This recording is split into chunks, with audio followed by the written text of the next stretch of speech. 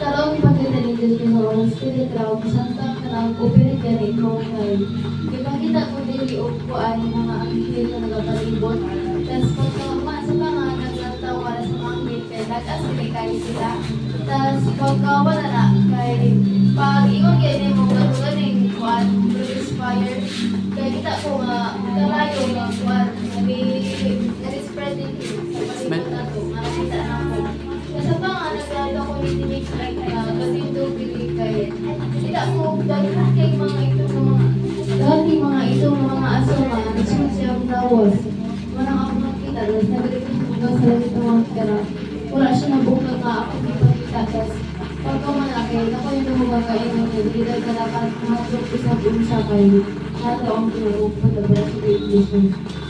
The name of Jesus, the mighty name of Jesus, po ikang adis ng lagaran kailan doon sa usap, 7, kandibuliman, kaskrasya kamaturan, itong nagamatinumanon kaning ikaw ang Diyos ng Prophet Abraham, Isaac, na kung Israel, ikaw among Diyos, nga dili gayon, kakumparahan.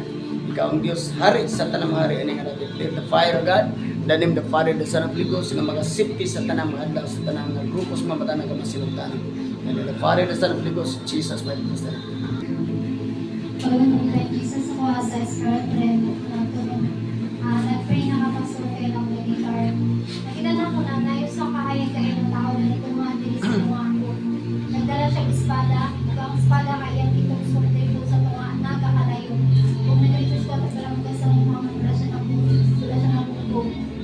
Kung pagkawamana, dahil dalawa, nayos ang katao nag-iinan siya na wala ko kayo lahat ng tawahan na lalaki siya o ang magsulti ko lalaki nag-iingan siya na kanang imong gitilugan kay kulaps ra na ako tapos wala siya nito pagkatalikod akong tao nag-iingan siya kay nakulaps to sa kabalay na ni Buko kung nag-request ko ito parang sa naging mga siya pero sa may nakasabi na Ang kamaturan magasipti, magasil, sa grupos mga mata, nagkamansinugtan, kay gamahanan ka nga Diyos na nga dapit parigan. Wala kay landong sa pag-usap niya doon adunay respeto kadlok pagtawad kanimo. Ikaw ang Diyos ng Prophet Abraham, Isaac ng Israel, ikaw among Diyos, Diyos sa mga buhi, the name of Jesus. Laikon ka, tapos kang dawat sa kong mais ko. Jesus, mighty name I pray. Devotional today, July 19, 2026, glory to Jesus. Sila karon nakapil sa devotional. Para sila kapil sa devotional. Okay? July 19, 2026. Ini nakapil sa devotional. Ang Sunday School teacher karon, Pastor Catherine. Mighty name of Jesus Christ, salamat kayo sa kapitagong agad. Salamat po sa mga kumain. Gis uno, nandun sa konser. Sa gipadayag Gis uno, abot sa 2. Ang tema niya, ang anghel ug ang gamay ni Lopot nga basahon, nag-anghel sa 1. Niya nakita ko ang laing gamhanang anghel nga mikunsad gikan sa langit. Naputos siya sa panganod ug gilibutan sa bangaw ang iyang ulo. Sama sa adlaw ang iyang nawong ug ingon sa haliging kalayo ang iyang batios. May binukhad nga gamay ni Lopot nga basahon sa iyang kamot. Gitunog niya ang iyang tuong tiil sa dagat ug ang wala sa yuta. So nagayon diri ang pulong sa Dios sa gipadayag Gis 1 abot sa 2 sinulat na siya ni John the Beloved nga nakita ni John ang laing anghel nga mikunsad gikan sa langit na naputos sa panganod ang iyahang ulo ug ang naputos sa panganod ug gilibutan sa kanang rainbow ang iyang ulo. Nagayon siya diri nga ang iyahang nawong describe siya as kanang samas ingon sa haliging kalayo ug ang iyang patiis. Nagayon siya diri nga may ang katong nga anghel na nagagunit siya og binukhad nga gamay ni Lopot nga basahon ug nagayon siya nga gitunog niya ang iyang tiil sa dagat ug ang iyang laing tiil gitunog niya dito sa yuta. BTS, may binukhad nga gamay ni no ang usa ni siya ka anghel na nagupot sa mga katalagman. So sa diyang tingog ng propeta sila ni ang magapamuhat. So kung unsay gisugo sa Dios ay lahat ila nang buhaton. So nagay mo rin na usa ni siya ka anghel na ay Naputo siya sa panganod o ginibutan sa pangaw ang iyang ulo. So, sama sa adlaw ang iyang naong. Ibig sabihin natin ay kaya gayon siya ng anghel. O ingon sa halibing kalayo ang iyang bitiis. May binukhat na gamay na nilukot nga masang sa iyang kamot. So, nagayon rin na gusto na siya ang nilukot na basahon. So, muna ang kung sa mga sa unang panahon, di ba na si Jesus Christ na ang naka-abli ni atong nilukot na basahon. So, talay ko basa sa 3. Singit siya nga daw ulog sa liyon sa ilang pagsingit, ito pa ang pitong katulog. Kung humanini ni sulat, naunta ako apan nagati ko ang tinuligan sa langit na nag-ingon. Ayaw ibutyag, inis ay giingon sa pitong katulog, ayaw isulat. Ayaw isulat. Nagaingon siya din sa mga pulong na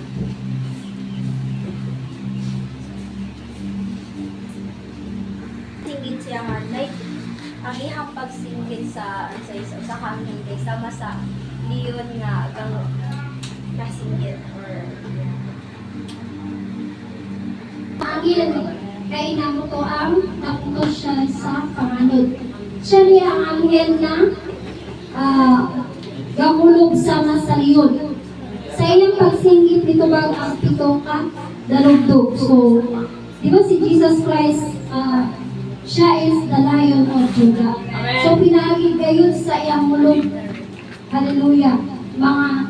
Ang magtala ng mga na kinabuhi. So, mga ulok, sobrakan naman kay gamhanan kayo siya.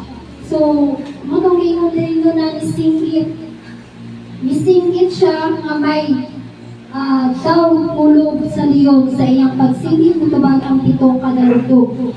So, kabalo na tayo, di ba, ang tingog sa Diyos kay usa na siya ka dalugdog ug bitak.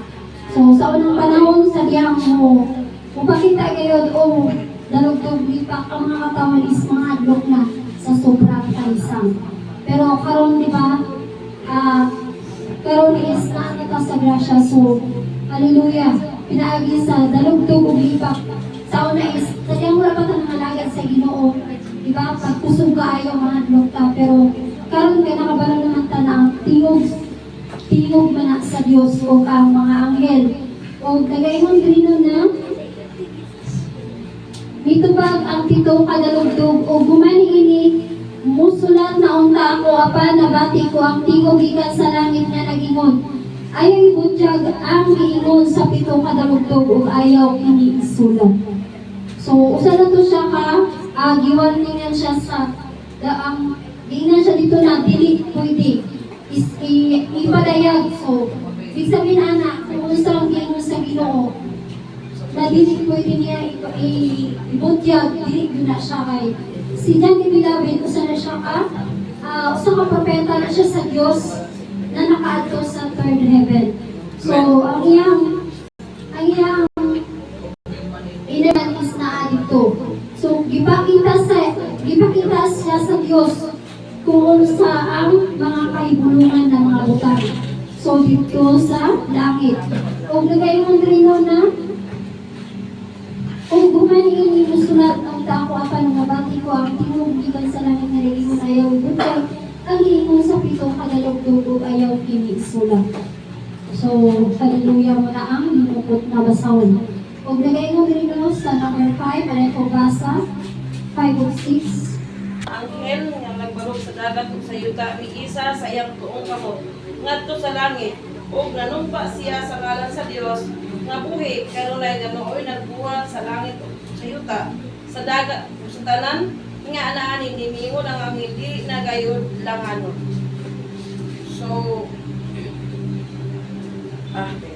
So sa ipasabot niya din sa anghel is nakita di ba sa videos nagtunog siya sa dagat o sa yuta, no?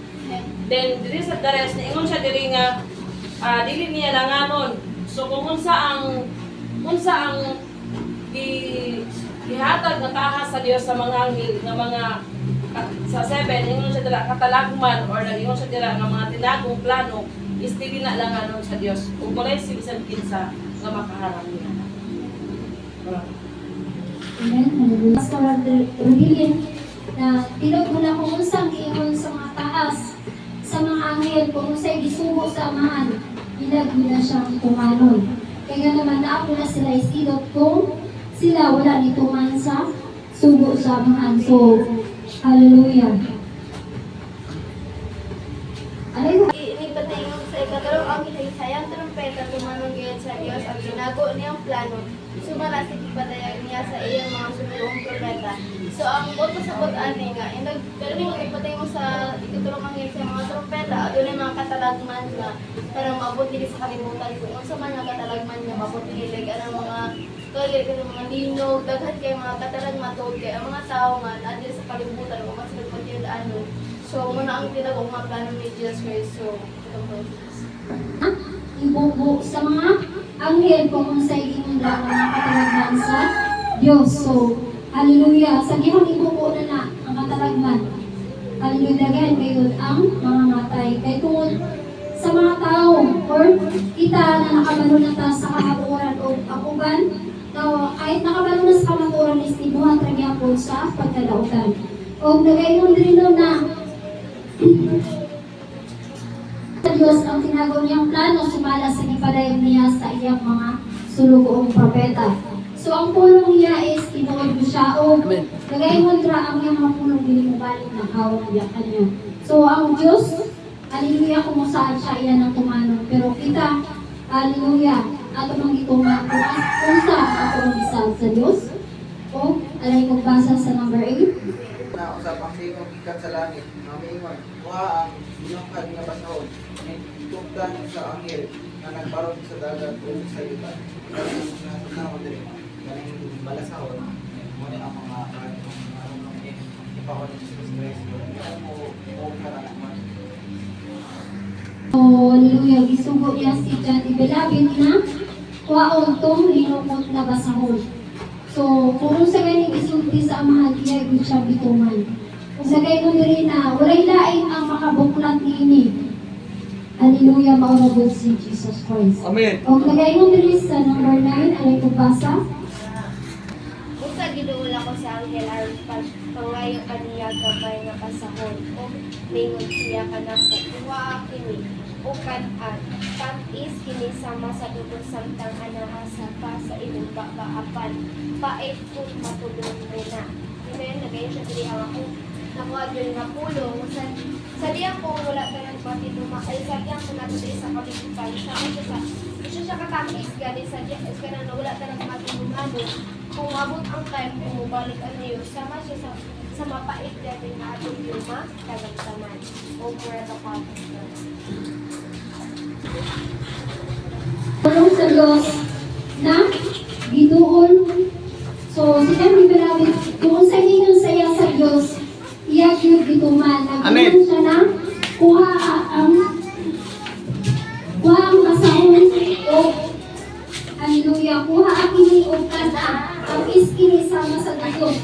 Samtang ana pa sa imong babaapan kay kung tulog na. Hallelujah. Unang limang dito na. Hallelujah. Muli ang pulong sa Diyos. So, kini is tamis. Unang limang na tamis kini sama sa dugos. Pero kung ano matulunan nato kini is munang mo pait. Hallelujah. Morning. Ay, punta ko sa morning.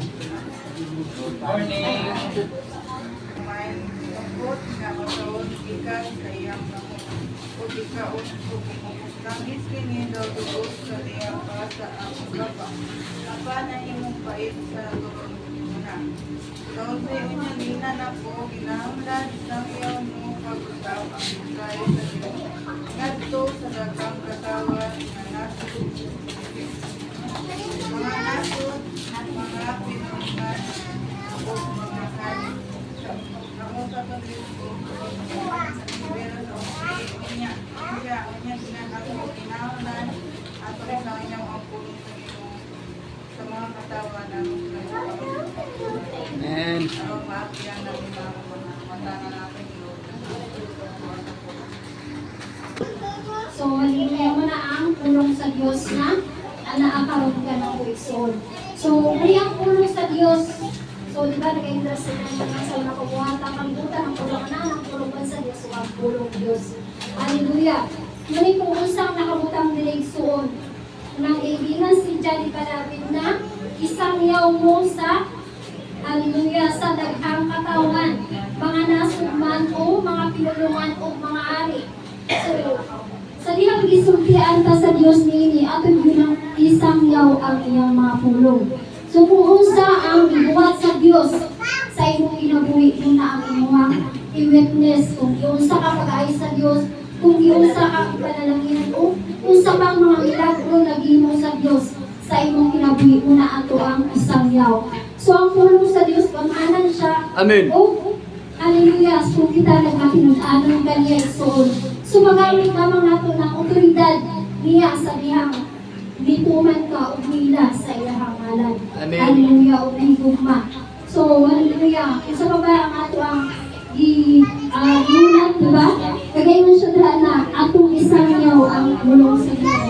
So, muli ang sama sa gubos sa dihang gikaon siya ng dyan gilabi. Pero sa dihang gitulong na niya, natulunan niya ang lasa anis pait. So, inana igsoon, hallelujah. Na kahit dagahan man mga pagsulay na maabot sa iyong kinabuhi-ginutos mga kakaroon, pasalamatin na kay kauban mo ang Diyos. Hallelujah. Unang kahit kung sa mga pagsulay o mga panglutos man sa akong kinabuhi, doon ka pangalagad o pinita mo surrender. Kaya nga naman, sa tanan na,